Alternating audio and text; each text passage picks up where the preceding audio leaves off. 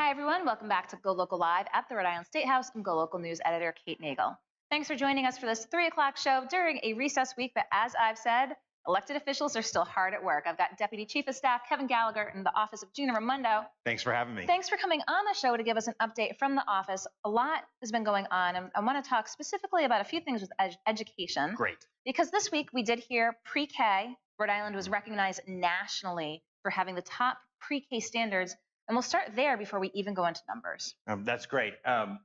When we first took office 3 years ago, we have a plan to expand PreK, triple the number of PreK classrooms. And we were able to do it while keeping a really high quality program. And that's what the report says. And so one of 3 states, I believe, that's right, to have that top level. And the numbers are big. You know, that 2016-17 year, again, a huge increase in enrolled students in PreK here in the state. That's exactly right. We now have over 1,000 students in state-sponsored PreK classrooms. That's in addition to the students who are in Head Start programs and in our high-quality early childhood centers. And so the goal, as you said, to triple the amount of students. And we've done it. And so moving forward, again, you know, there's so much K-12, K-16. I mean, the evidence shows how important early childhood education is.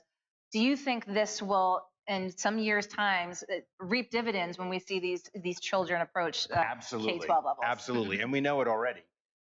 We know that an investment in early childhood pays dividends years later, and we already hear from our kindergarten teachers that our students are coming to school better prepared because of our PreK classrooms. And of course, parents are aware too of this opportunity. It's a win-win situation. Again, Rhode Island recognized as one of 3 states this week to be at that top level for standards for PreK. So wanted to start there.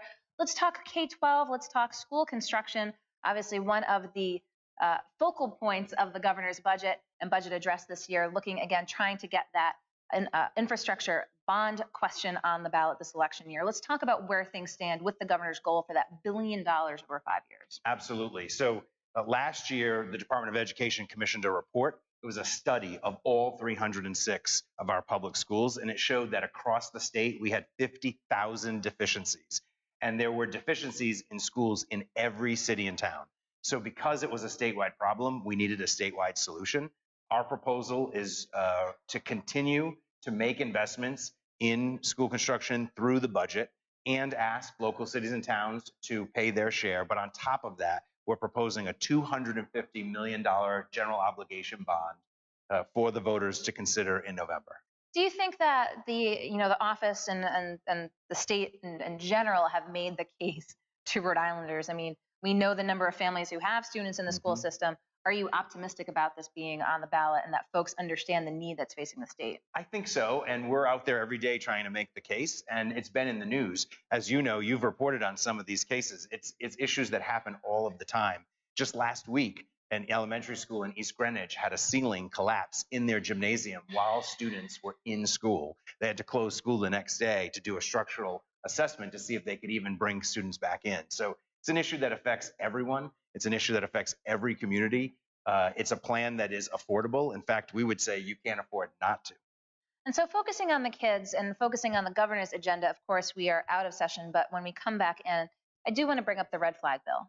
The governor is very focused on this, having had numerous press opportunities to tell folks that she's behind this again, addressing folks who might have mental health issues.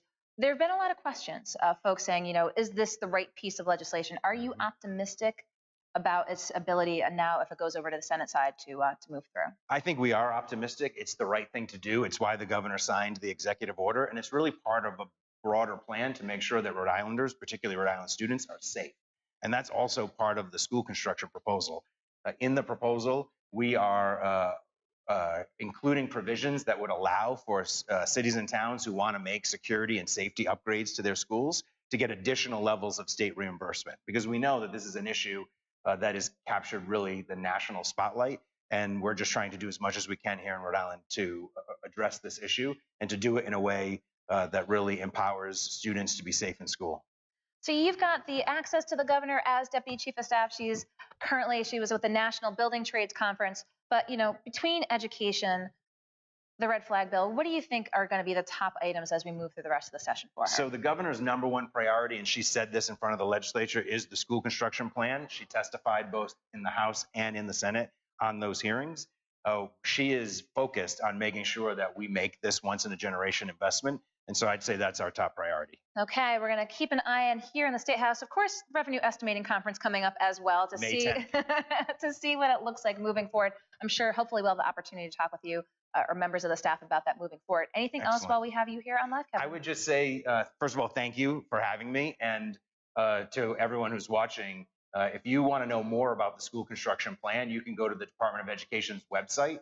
It's ride.ri.gov, and it has an interactive facilities map that you can click on your city and town. You can see your child's individual school, see the need, and see how the plan helps make those schools better. Well, we'll put that link up for sure after this if you're watching it after the fact, but if we're watching live, we appreciate it.